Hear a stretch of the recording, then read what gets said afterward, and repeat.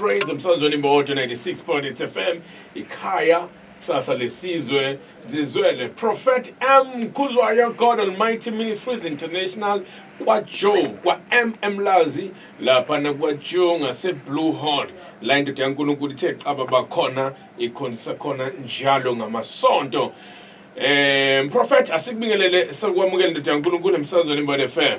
Sibingelele mfundisi Bhelebane, sibingelele bonke abasilaleli ngesikhathi samanje singakhohlwa ukubingelela abaphathi bayo iMboto FM. Amen. Bese mfundisi Bhelebane sithi uNkulunkulu muhle wayiveza kakhulu. Yes, umgqibelo lapha enkozini. Wow, it was amazing. Wathokoza. Yes. Wadla izwi lenkosi. Sikhona ke umProphet M Khuzwayo lo walapha eMlazi. God Almighty Ministries la sisuke sikhonza khona lapha eYitolo kwaJoe eMlazi kwa ngiyathanda ke mhlambe before siqhubeka kakhulu mfundisi Bhelebane ngiqale ngisho ukuthi ngwalezi zinto eyisho umuntu esejahile ukuthi umProphet M Khuzwayo bayakhonza njalo ngolesithathu alright ngo6 kuya ku7 sure njengoba sina lesimo esikhona saziwa eSouth Africa yonke bese sithi ngolesine sikhonza futhi ngo6 ya ku7 alright bese Sundays ngena u9 siphume u12 emini singena ekseni siphume u12 emini alright njalo lapha eMlazi kwaJoe bese siba ne Facebook page ka Prophet M Khuzwayo alright engicela ukuthi wonke umuntu ahambe ayoyilike uzochecka nje uProphet M Khuzwayo lapha ku Facebook bese uyayilike monza kanjalo ke inkosi uNkulunkulu uyakubusisa. Sithole izingcingo mfundisi Bhelebane ezimangalisa ngohlobo lwesimanga. Yes sir. Kulokho esiqale isifundiso sinaso sigxile kakhulu ekwakheni impilo yomzalwane. Praise the Lord. Ukuthi umzalwane kumele ukuthi aphile kanjani umzalwane. Amen. Barike ukusimangaza kakhulu ngoba siqede ukufunda ngicabanga ukuthi abajwayele usilale sibe yakwazi lokho ukuthi sibe sesithandazela abantu abasuke beneyinkinga abasuke besibambe kahle isifundiso lithi zikaNkulunkulu mafuna incwadi yezenzo chapter 2 verse 42 lithi baqinisela esifundisweni. Yes sir. Yabona mawubambe isifundiso usukubambe into eyifa lakho usukubambe into ezokwazi ukukulasta because usukubambe izwi likaNkulunkulu mangisho isifundiso sezwi likaNkulunkulu bese ukuthi mfundisi Bhelebane into esimangaza ukuthi labantu laba abafona baphila mfundisi Bhelebane khona umama ongifonelile I think it was last week maphosisi othi uphile ekade shawe stroke waphila masisenza umthandazo and umangaza kakhulu mfundisi Bhelebane ukuthi akafonanga ngesikhathi kuthiwa abafoni ngithanda ukukholwa kwakhe uthi yena wakuthandazela omunye ngithandaza la emoyeni uthi esikhathi kuthandazwa wabamba lo mthandazo ofaka kuye mfundisi Bhelebane very powerful prophet ofaka kuye wase waphila kanye aseka mfundisi Bhelebane ngoba mina into enginyasa kakhulu ukukholwa I know njengoba ngisekonzweni yakho ngabusiseka ngoba ngafika sekukhulunywa ngokukholwa ngeke ukuthi hayi ngiyabusiseka ngiyabusiseka kakhulu uma sekukhulunywa ngokukholwa sisazongena nakukho mhlambe ekhambeni kwesikhathi uma uthi inkosi yasivumela namhlanje mhlambe sothi ukudlula eyintweni ezincane ngoba sinesikhathi esincane kakhulu ngifuna ke sithathe izwi lenkosi lapha kwincwadi abase-Efesu sibheke khona kunezinto engizothanda ukuyithinta izothanda ukuthinta izinto eziningi ezishayayo abazalwane sithi siyakholwa lapha sizofunda lapha ku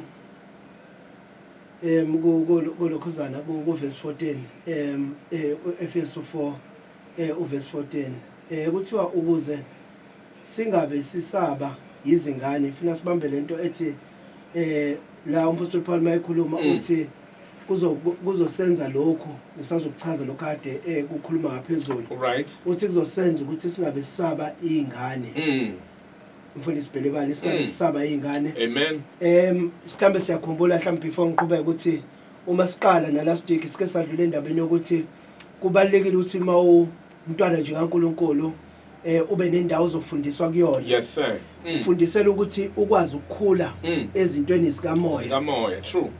Uza asho noMapostle Paul athi esesetshenziswa uNkulunkulu kakhulu umfundisi Bhelebane uNkulunkulu esenze izimanga nezimangaliso kwenye indawo uzuthola ukuthi uMapostle Paul uke walokhuzana wathandazela abantu ababegula baphila umfundisi Bhelebane kunomangaliso noma imiracle uNkulunkulu ayenza mayisebenza ewuthintayo umoya wami kakhulu ngaso sonke isikhathi engihleze ngihlinza ngayo la khona uMapostle Paul ngizama ukuveza ukuthi usetshenziswa uNkulunkulu kakhulu la khona uMapostle Paul efundisa umfundisi Bhelebane lithi zikaNkulunkulu kwaku nalona wayim-irritator wayelokhuzana shuthi wayemphazamisa enezinto nje azenzayo nezinkulumo emphazamisa. Ngithanda lento ke uNkulunkulu ayenzayo ngoMapostle Paul uthi uMapostle Paul uthi lithi zikaNkulunkulu le ndoda wakhuluma kuMapostle Paul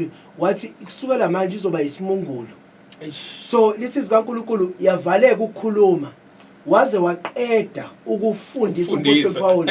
Lithe uthema iseqedile wase wayirelease yase yakhuluma futhi. Angisase ngidlula ke kulento le. Before ngene kule ngizokhuluma ngayo ukuthi uyabona ama miracles izimangaliso ezenziwayo uyabona nje lesi sithanda ukuba nayo into ethusayo ukuthi umuntu angakhuluma komunye umfundisi Bhelebane amkhubaze uyabo le nto ithanda ukuthi izoba nokuthi kuanalyze kakhulu uma yenzeka kulesikhathi samanje.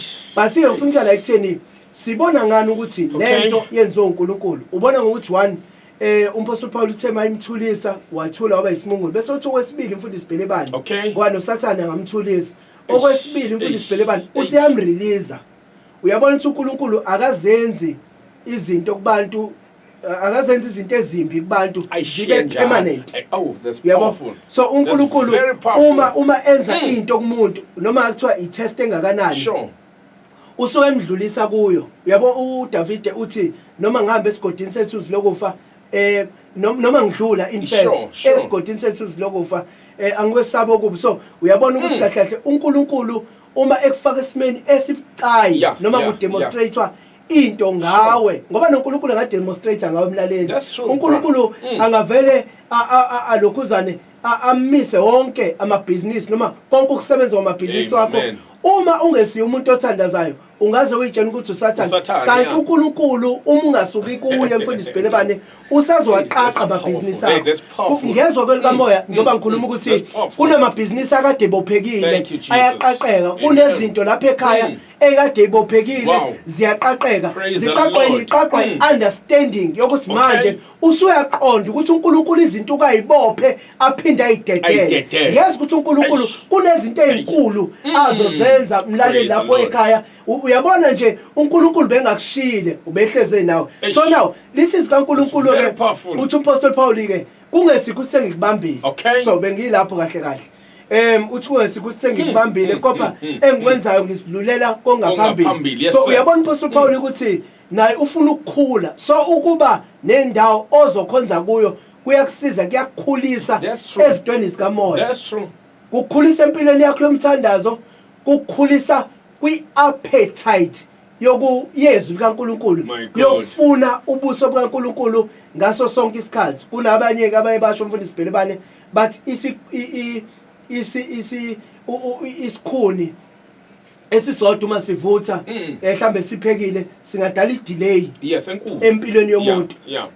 Njengoba ngisakhuluma nje kuvela into ethi uyabona labazalwane abangafuni ukuya enkonzweni kulesikhathi samanje bazikhozela ama delays empilweni zabo. Ndikwesinye isikhathi singaze sicishe lesikhulu imfundisi Bhelebane kusho ukuthi ungaze ucishe umlilo kaNkulunkulu ubande ngenxa ukuthi awuye enkonzweni. So mawunebandla ke because isifundiso asigxilile kakhulu eGod Almighty Ministries yangitha khona but sigxile kuwo wonke umuntu omntwana kaNkulunkulu. So la ukhonza khona ukhonzela ukuthi ukhuliswe ezintweni zikaNkulunkulu. Yabo lapha ngaphezulu ku verse 12 kuya lokhuzana kukhulunywa indaba ukuthi ukuze abangcwele bapheleliswe lokhuzeni bapheleliswe emsebenzini wokukhonza inkosi elesingisi likhuluma indaba yokuthi to serve yabo okusho ukuthi ukufundiswa kwakho kufanele kube nawo umoya wokuseva mfundisi Bhelebane futhi ungabheke lutho mfundisi Bhelebane sike sadlula endabeni yomnikelo last week ngangayisho lento ukuthi nakhona ukunikela mfundisi Bhelebane unikela ngoba ukunikela kuyiprinciple kahle ayikho into oyibhekile into noma makuthiwa kukhona into oyibhekile ubheke uNkulunkulu kuphela usakhuluma ngokuthenga kukhona indoda eyahlangana nabapostoli yafuna ukuthenga umoya ingcwele kwathiwa lento ayithengwa ngoba babeveza lento ukuthi uma unikela ngoba abanye mfundisi Bhelebane they are discouraged ekunikeleni ngoba bebengenayo understanding yokuthi uyini umnikelo and wenzelwani umnikelo abanye sebeze banesimo sokurobha ngisho benikela mfundisi Bhelebane uyabo abanye abanikela okupheleleyo futhi like kokweshumi ngathini bakwenza mfundisi Bhelebane benza ngendlela abathanda ngayo bazilawula of kuba discourage so now ukuba ke sebandleni kuyakusiza kuyakukhulisa ngoba malithi kaNkulunkulu ukuze singabe sisaba izingane uyabona mfundisi Bhelebane ingane ngicabanga sonke umuntu uyazi ingane ingane one ifike iphathwa mfundisi Bhelebane into esuke iyazi kuphela isuke iyazi ukukhala mfundisi Bhelebane ngisho ilambile iyakhala ngisho kukhona into eyixakile iyakhala so into esuke ikwazi ukuyenza kuphela ukukhala mfundisi Bhelebane so now uma useyingane ezintweni zikamoya uzoba umzalwane ohleze ekhala ngisho sikubuza impilo uzothi kuyabheka ngoba awunayo indawo okhuliswa kuyona mfundisi Bhelebane bese kuthi ingane ifike esigabeni sokuthi mfundisi Bhelebane iyakhula ikhase igcina sikwazi ukuphimisela ngisho isilambile igcina sikwazi ukuthi uthi isilambile kwesisikhathi igcina ingane sikwazi ngisho ukumoyizela uyabo so uma usebandleni ke uyafundisa ukukhula konke lokho engikusho kwengane uyafundisa mfundisi Bhelebane ukuthi kwesinye isikhathi uma nje ufuna uNkulunkulu akwenzele something uNkulunkulu uyambiza nje ngamagama akhe uNkulunkulu uye kuye ngejoy uNkulunkulu athokoze esezulwini ebuka umntwana wakhe emamatheka understand ukuthi uNkulunkulu akamthwesi umuntu noma umntwana wakhe umsebenzi ongaphezulu kwamandla akhe uya kuyo uthi ngiya understand ukuthi lento okunikeze yona ilingana nami and ngiyadlula uyabona ukuthi ukukhula but uma ungenayo indawo ozokhuliswa kuyo uzoba umzalwane uyabona enye into efuna ngidlule kuyona engengayithinta kancane uma siqala lesifundiso mfundisi Bhelebane ilento yokushintsha amabandla I'm not saying ukuthi i-wrong ngoba kwesinye isikhathi kuyenzeka mfundisi Bhelebane umuntu ahlale ebandleni kanti ibandla alinaso isisekelo sikaKristu uyabo kade ngifundela elinye izwi namhlanje ngifundela nje iBhayibheli ngike ngathola enye into elinye izwi umphostoli Paul ekhuluma ethi even inzuzo basingayithathi kwababi uyabo lapha ku First Timothy ukuthi ningayithathi ngisho inzuzo kwababi okay so lonto yambuleka kimi ukuthi sinabafundisi abayingane uyabo babukela konke yes uyabona ukungakhuli umfundisi Bhelebane kungagcina kwenzisa izinto ezirong izinto engamele ukuthi uzenze umfundisi Bhelebane so ke now bengisathi ke mfundisi Bhelebane I'm not saying ukuthi ngoba kunamabandla angenasisekelo sikaKristu ake ngidlule la ekutheni amabandla nawo ahlukahlukene ngokwamawili kaNkulunkulu kune perfect will ngathini kunebandla elihlezi kwi perfect will kaNkulunkulu kube nebandla elihlezi kwi good will kaNkulunkulu kube nebandla elihlezi kwi acceptable will kaNkulunkulu so lezi zinto ke zama will usithola lapha ku Romans Romans 12 from verse 1 to verse 2 bawufunda iBhayibheli lesingisi liyachazela ngokuhlukana kwamawili kaNkulunkulu so iyakulokhuzana so iyachazela so bengisathi ke kunamabandla ke ahlukahlukene ngokuhlala so mfuna isibhele bengifuna ukuthi ke ngikhuluma ke ngalawa hlezi kahle ku Christ ahlezi kahle emseni kaNkulunkulu ukuthi mfuna isibhele uyabona ngathini ufuna la ngathini ufundiswe ngisho noma ngakuthiwa enza into ufunda isibhele bani ungasithi ayihambisani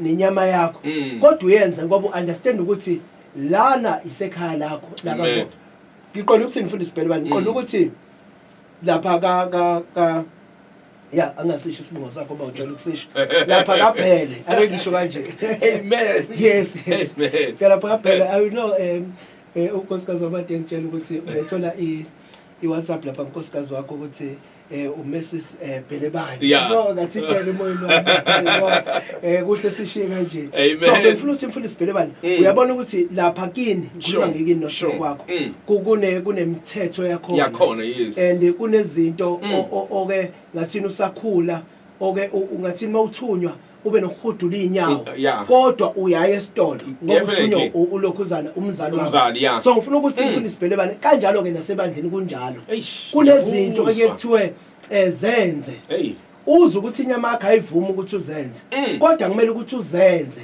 ngoba isebandleni othi ikhaya lakho lakamoya my god yabo nje enye izinto mfundisi Bhelebani ekumele ukuthi singayilibali ngoba ngifuna ukuthinta zonke izinto mfundisi Bhelebani ukuthi uma ukhula lapha ka Dlamini ukhuliswa khona uyingane usukufaka nomqondo ukuthi ufuna likhalande yes sir uma ukhula ku Forum ufaka umqondo ukuthi ufuna la extend ufuna la ukuthi sesisabazali mfundisi Bhelebani sithi sihle siphansi singasasebenzi wena mntana wami ngoba ngikufundisile ufuna kube wena osithengele ukudla sengisho ukuthi enye yezinto umnikelo okhombisa ukuthi lo umntwana wase Royal Priesthood ephosini noma ngasiyena yini uma nje kunezinto ongazenzi lezo zinto ezumnikelo kakhulu zikhuluma nawe mfundisi Bhelebani praise the Lord ukuthi la ukhonza khona ngabe isekhaya lakho ngempela na okay all right so ngikhuluma nomzalwane okhonza la ekhonza khona sure ukuthi kubalekile ukuthi zonke izinto ezenziwayo ebandleni okhonza kulo uzenze uyafundiswa ngeze ukuthi engazizogcina kule party nje ngisangena kwikhomba uyafundiswa uyakhuliswa ezintweni zikamoya barike ngoba sesizothandaza angisale sengidlula la mfundisi Bhelebani sure ukuthi enye izinto ofundiselwa zona eziba i-reminder noma otshena zona kuyakho impilo ake ngifunda uExodus 1 verse 1 lithi sikaNkulunkulu lawa angamagama amadodana kaIsrael afika eGibhithe sesothandaza noJakobe yileyo naleyo yafika nomuzi wayo okay sesiyathandaza ke manje lapha ekhaya I was just preparing you so ngifuna ukuthini sesithandaza ngifuna ukuthi enye yezinto emnandi uma unebandla ufundiswa ukuthi nje uNkulunkulu ethi kuDeuteronomy mfundisi Bhelebani uyabusisa nesizukulwane my god ufundiswa uze ufike la khona ekutheni usuyerealize ukuthi izinto zenzayo awuzenzeli wena wedwa all right noma ngeke zize ithinte wena wedwa ingase affect nabanye abantu abayifamily yakho noma isizukulwane sakho so iziladi sifunda khona manje sesithandaza lithi laba befika eGibhithe abafikanga bodwa bafika nomuzi wabo so uyabona ukuthi uma usuka manje mlaleli ungilalele kahle uya enyangeni lonto ingasibe umthelela omumbi ngisho kubazukulwane bakho ngoba laba bayathuka sebe laba nje abagqilazeka la eGibhithe lithi iBhayibheli mawufunda lapha ko verse 5 lithi ilokhuzana uFaro wayengabazi laba babegqilazeka so ngifuna ukuthi uyabona ukuthi ezinye zezinto esingene kuzo izinto ebengamele singene kuzo esafakwa mhlambe abantu ababengaphambi kwethu ababazali kithi kwesinye isikhathi ungalwa ngisho impi yakamoya kanti ufakwe umfundisi wakho my god ungalwa impi yakamoya kanti umzali wakho futhi owakufaka. So sesithandaza ke ngifuna ukuthi akhona amandla uNkulunkulu akahlulwa lutho. uNkulunkulu uyaphila uma ubambe izwi lakhe. uNkulunkulu unamandla okwenza umsebenzi wakhe and uyawuphelelisa. uNkulunkulu akenzi izinto eziwuhalf uNkulunkulu. So ngifuna ukuqinisekisa ungilalele before standards nalabo sothandaza nabo ukuthi hlala la ukhonza khona la ufundiswa khona ulalele ulibambe izwi kaNkulunkulu ulidle lesikhathi esikuso. umoya ingcwele ukakhuluma nami ngaze ngabhala ku WhatsApp wami ngathi isikhathi la khona siyo experience khona inkazimulo entsha kaNkulunkulu ngendlela ehlukile. And uNkulunkulu ke ngibonile umfundisi Bhelibani useqalile uyayiveza. Ngabona even lapho inkosi yakho uthi no uNkulunkulu ke lo oziveza la inkazimulo yakhe uNkulunkulu. So ngifuna ukuveza umlaleli lapha ekhaya ukuthi uNkulunkulu useqalile uyasebenza. So okwakho kusibamba isifundiso ukubamba izwi kaNkulunkulu ukulidla izwi kaNkulunkulu ukuqinisela wenze lokhu izwi kaNkulunkulu elithi kwenze. Ngezwa ke emoyeni wami ukuthi kunabantu abazophila right now. Kunabantu uNkulunkulu azobathinta. Kunabantu uNkulunkulu azobenzela imangaliso egameni lika Jesu. Baningi abantu uNkulunkulu abaphilisile njengalokho kade ngisho umfundisi Bhelibani ngithi omunye ubambe umthandazo kade kuthandazela omunye waphila ekade shawo istroke. So nawe ungafona kulesikhathi samanje uNkulunkulu khona uNkulunkulu uzokuphilisa egameni lika Jesu. 0649419517 0649419517